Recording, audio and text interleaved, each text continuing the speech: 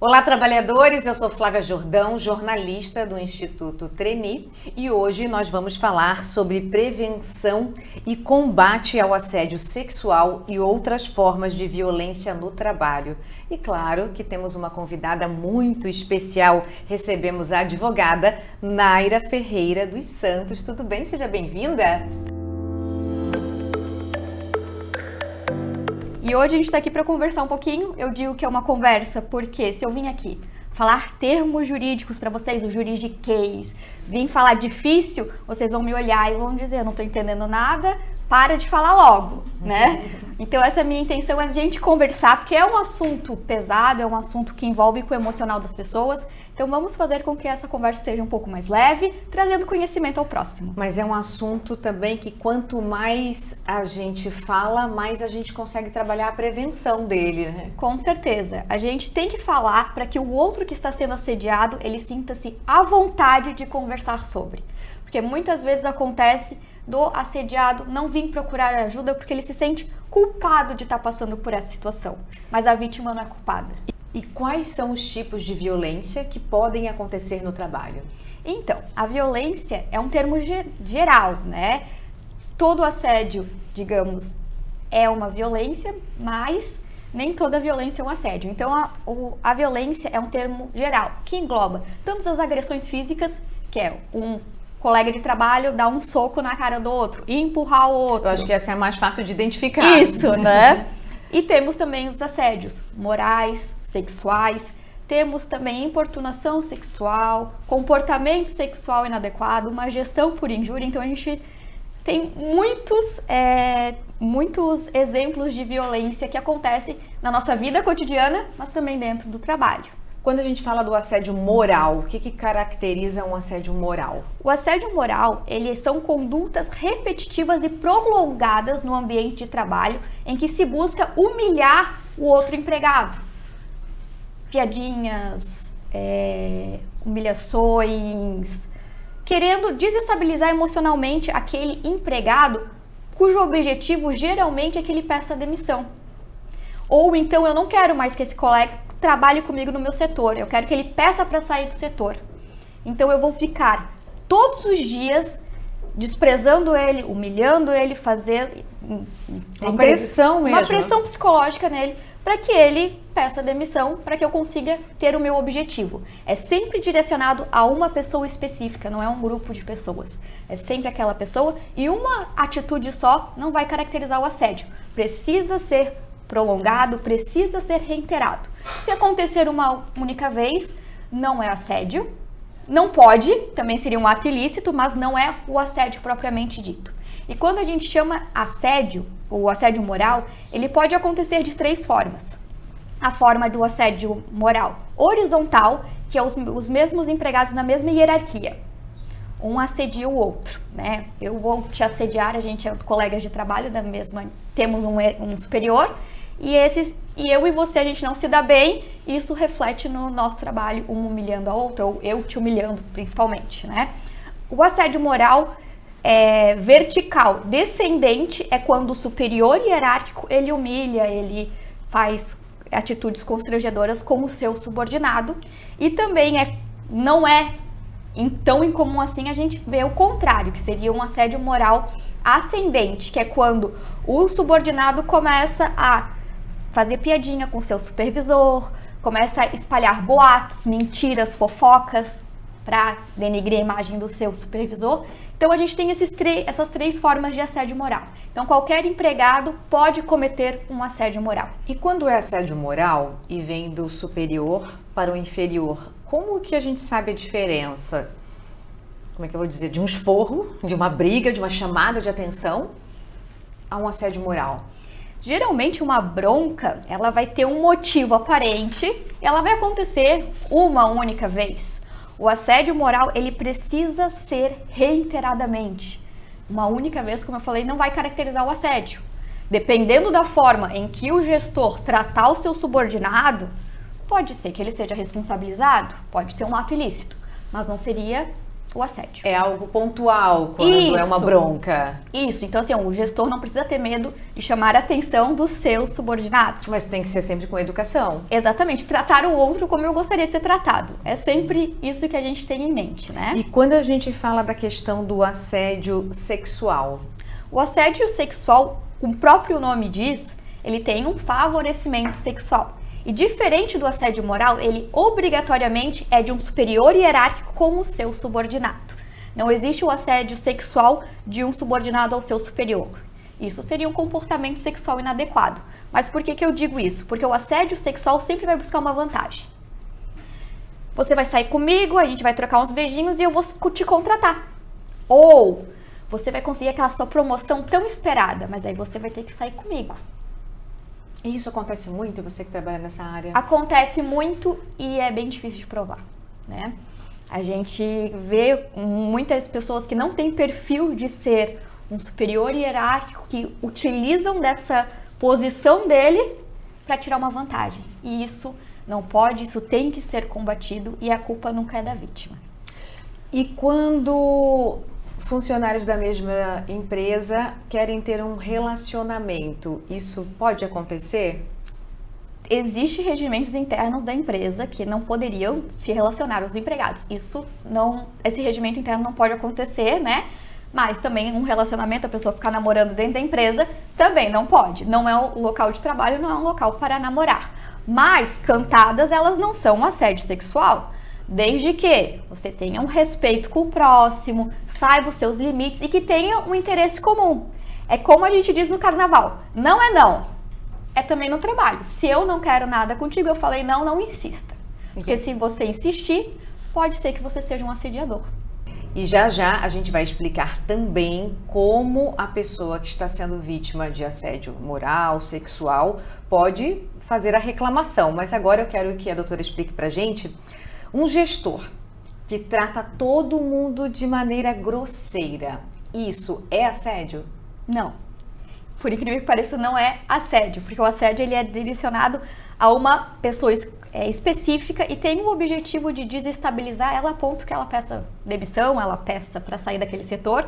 E se é um grupo de pessoas, o assediador não vai querer que todo mundo peça demissão nesse caso. Mas o que significa isso? O gestor tratar os seus subordinados de maneira grosseira, desrespeitosa, é chamado de gestão por injúria. Não é assédio, mas também é um ato ilícito, é passível de indenização, de responsabilização do agente que está cometendo o ato ilícito, mas assédio não é. É gestão por injúria. E quais são os efeitos, né, dessa violência e desse assédio no trabalho quando a gente fala de produtividade desse trabalhador? Como que fica, né, esse ambiente de trabalho? O empregado que ele sofre o assédio, ele não vai mais querer ir trabalhar. Ele não vai se esforçar para que o ambiente de trabalho seja um lugar prazeroso, que ele produza o suficiente. Ele vai querer ir cumprir o seu horário, porque lá dentro é um lugar tão insuportável para ele que ele não vai querer estar lá. Então vai baixar a produtividade do empregado, vai aumentar as chances desse empregado adquirir uma doença do trabalho, uma doença ocupacional. A gente tem um exemplo aí, burnout, que é uma doença do trabalho, que é a síndrome do esgotamento, né? E também é um funcionário que ele está mais exposto a sofrer um acidente de trabalho, porque a atenção dele no trabalho vai ser prejudicada e isso pode gerar, vamos dizer, a pessoa está mexendo no maquinário, pode botar a mão numa trituradora sem perceber e sofrer um grave acidente. E quais sinais a gente pode observar desse trabalhador que está sendo vítima de violência? Os trabalhadores que são vítimas de violência, eles apresentam alguns sinais físicos e psicológicos que vale lembrar. O que eu vou falar aqui não necessariamente diz, eu sinto dores de cabeça, estou sofrendo assédio no trabalho. Não. Existem outros fatores emocionais, pessoais e até químicos que fazem a pessoa ter esses sintomas. Mas é um indício. Então, quais são esses sinais? Dores de cabeça, pressão alta, alteração do sono, irritabilidade, crises de choro sem motivo aparente, abandono de amizades, não quero mais sair com os meus amigos, não tenho vontade só de dormir, não tenho nem vontade de acordar para ir trabalhar, síndrome do pânico, estresse, depressão, esgotamento emocional e físico e, em casos bem graves, pode chegar ao suicídio. Teve uma pesquisa que foi feita há alguns anos em que a maioria dos suicídios cometidos pelas mulheres, a causa é que elas eram assediadas moral ou sexualmente no trabalho.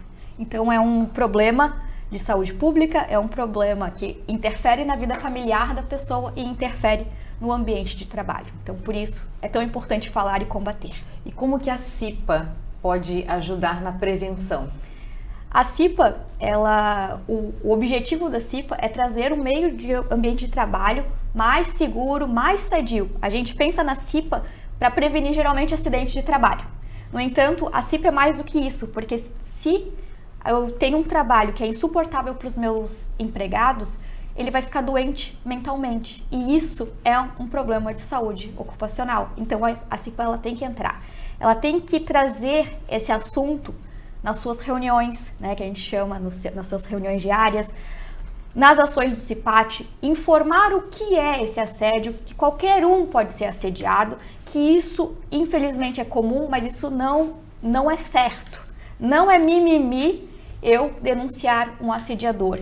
Eu estou ali para ouvir, os cipeiros estão ali para ouvir e para me ajudar. Então, falando sobre, talvez o assediado tenha coragem de falar e o assediador, quem sabe, tenha medo de continuar com essas suas atitudes. Quando a gente leva informação, a gente encoraja essa vítima também a não se sentir culpada. Exatamente, e trata de maneira indireta e impessoal, porque às vezes se eu for reclamar para um superior hierárquico que eu estou sofrendo um assédio, esse superior hierárquico vai chegar para a pessoa que está me assediando, ó, fulano reclamou de você. E pode ser muito pior o meu tratamento depois. Então a CIPA é interessante porque ela faz essa comunicação de modo a não fazer com que nenhum funcionário seja exposto em sua pessoa própria, né? Então acaba falando em nome em geral. Isso é muito importante nessas reuniões. Para tentar conscientizar todo mundo. Isso. Doutora, e quais são as consequências desse assédio no ambiente de trabalho quando a gente fala das vítimas?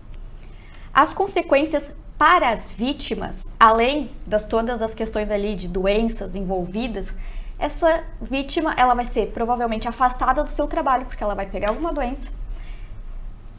Atestado superior a 15 dias, ela vai ser encaminhada para onde? Para o INSS. E no INSS a gente sabe que vai demorar as perícias, né? Não acontece de um dia para a noite, demora 1, 2, 3, 6 meses pode vir a demorar. E se passar da perícia, ela vai receber, mas ela não vai receber o salário dela integral, ela vai receber 91% do salário que ela vinha ganhando. Tem esse desconto aí de 9%. Então a gente está falando de um prejuízo também financeiro. E que se a causa for um assédio, quem vai ter que arcar com esse pagamento seria a empresa, dessa diferença. E quais as consequências para o assediador? O assediador tem punições tanto em esferas administrativas quanto judicialmente. O que eu digo em matérias administrativas? Ele pode sofrer uma advertência oral, uma advertência escrita, suspensão do trabalho, 3 dias suspenso. Esses 3 dias ele não vai receber salário. Ou até uma dispensa por justa causa, né? Não precisa necessariamente passar por essas fases. Às vezes a atitude do assediador é tão grave que a dispensa por justa causa já justifica por si só. E se a empresa tiver um prejuízo, ter que arcar com o pagamento de indenização a essa vítima, com o pagamento de medicamentos a essa vítima, do tratamento dessa vítima, pode entrar com uma ação regressiva contra o assediador, não tem problema.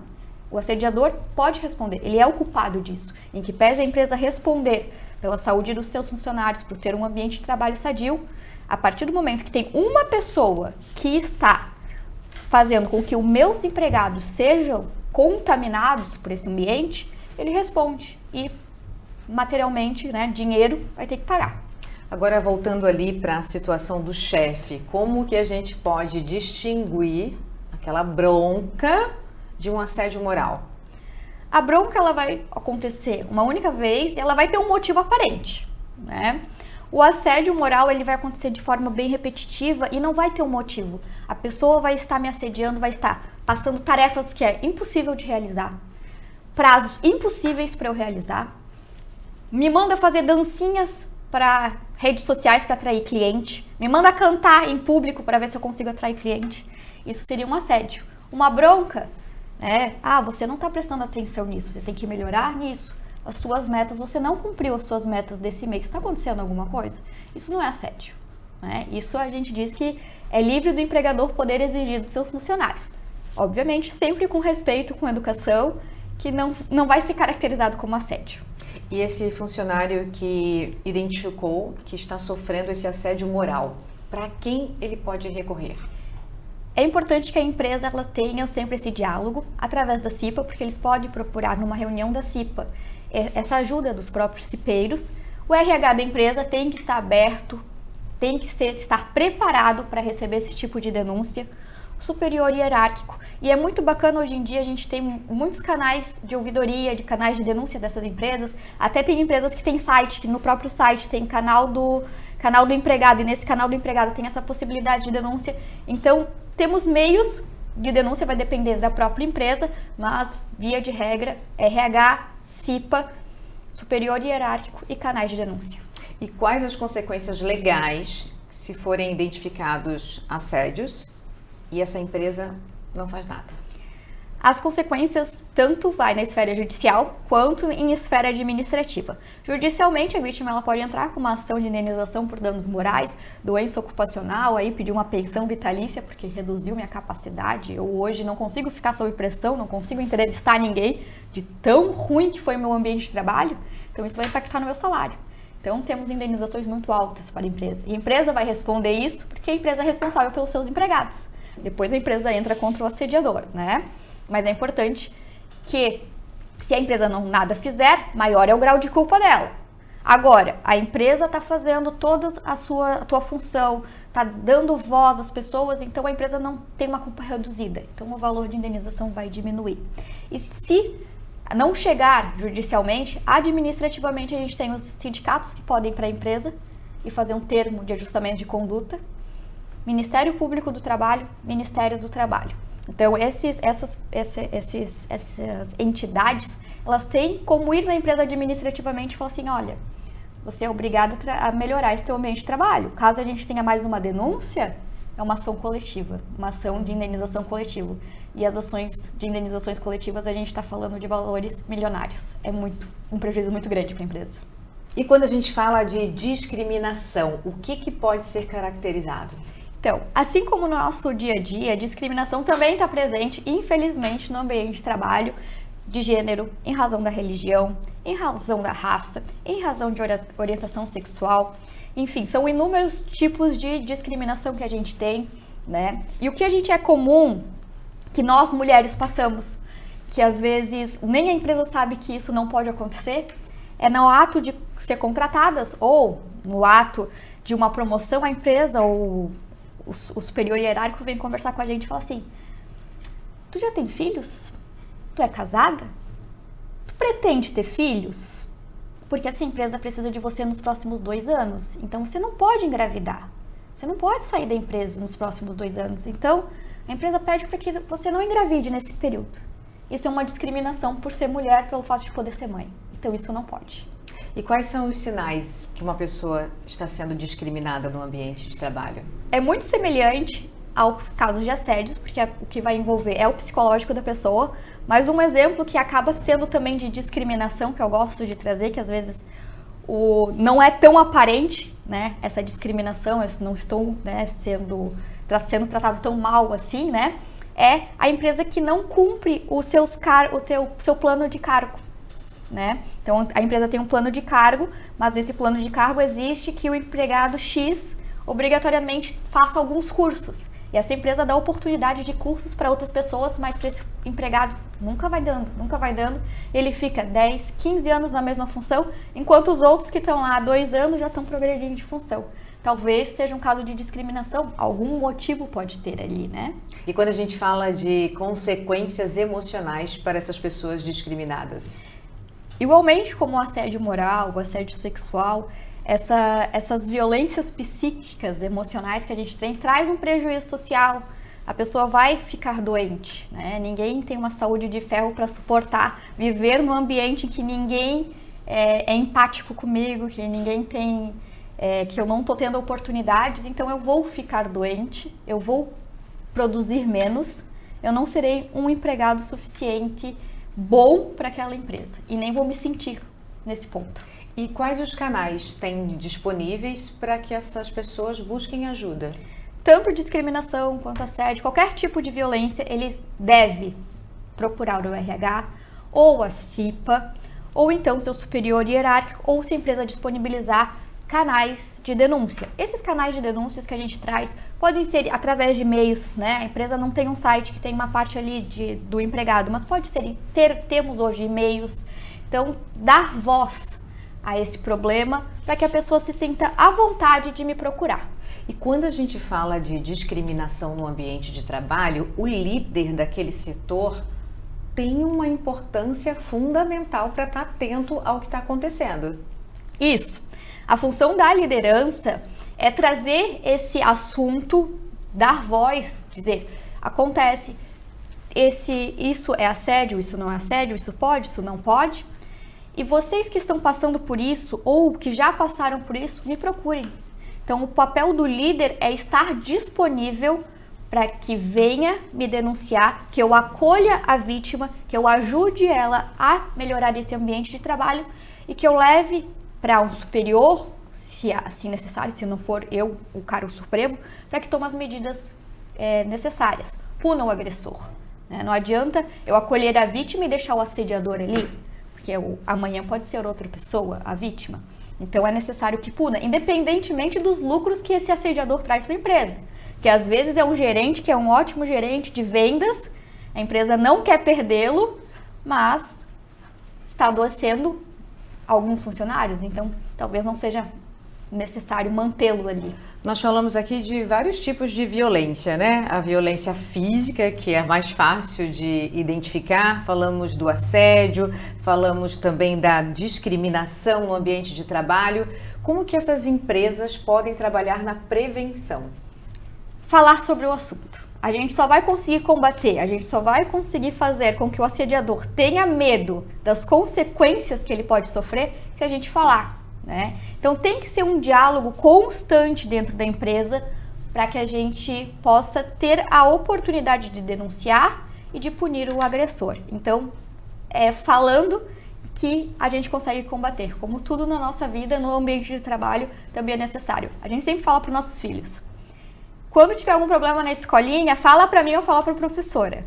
Então, quando tem algum problema no trabalho, fala com os responsáveis. RH, CIPA, superior hierárquico ou algum canal de denúncia. Porque a empresa tem que ter conhecimento para poder agir. Se ela não sabe, ela não tem como agir, né? Antes da gente encerrar, tem um espaço para você deixar as suas considerações finais. Eu agradeço o convite para falar desse tema, que infelizmente é muito comum. Eu espero um dia vir conversar com vocês e falar: lembra que a gente falou lá daquele assédio há algum tempo? Pois é, melhorou tanto o trabalho que hoje aquilo ali ficou lá nos tempos anteriores. Hoje em dia quase a gente não vê. Hoje em dia um ambiente de trabalho sadio é regra, mas por enquanto não é. Então por enquanto a gente vai falar sobre, né? Até porque o que eu busco na minha profissão é sempre melhorar o ambiente de trabalho para que as pessoas estejam felizes trabalhando, porque querendo ou não, boa parte da nossa vida a gente vai passar trabalhando. Então, se a gente considerar o trabalho uma tortura, porque a palavra trabalho vem de uma origem de dor e tortura, mas a gente não precisa fazer com que ele seja dessa forma. Tem que ser sim um ambiente respeitoso e acolhedor. Muito obrigada. De nada. Tchau, tchau e até a próxima.